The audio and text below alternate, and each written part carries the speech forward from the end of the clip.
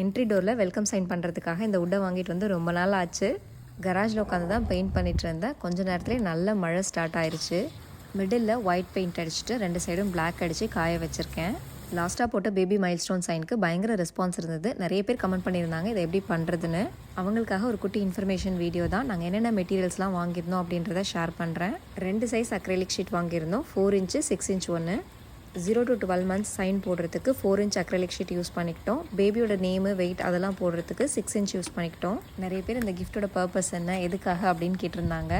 Gifting option எல்லாருக்குமே ஒரே மாதிரி இருக்காது, டிஃப்ரெண்ட் சாய்ஸஸ் இருக்கும்.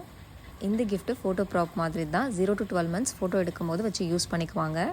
அந்த வீடியோவுக்கு நிறைய கமெண்ட் வந்தது. ஆனால் ஒரு கமெண்ட் மட்டும் நல்ல ஞாபகம் இருக்குது. நான் வீடியோவில் கேர்ள் பேபின்றதுனால பிங்க் கலர் யூஸ் பண்ணியிருக்கேன் அப்படின்னு சொல்லியிருந்தேன். அதை நோட் பண்ணி அப்போ நீங்கள் ஜெண்டர் ரிவீல் பண்ணியிருக்கீங்க, உங்கள் சேனலுக்கு ஒரு பாயசத்தை போட்டுருவோம் அப்படின்னு கமெண்ட் பண்ணியிருந்தாங்க. என்னால் அந்த கமெண்ட்டை மறக்கவே முடியல. நான் இப்போது இந்தியாவில் இல்லை, நான் யூஎஸில் தான் இருக்கேன். இங்கே 5th monthலேயே ஜெண்டர் தெரிஞ்சுக்கிறதுக்கான ஆப்ஷன் இருக்குது. இந்த மெட்டீரியல்ஸ் எல்லாமே Amazon.in இருக்குன்னு தான் நினைக்கிறேன். ட்ரை பண்ணி பார்க்கலாம்.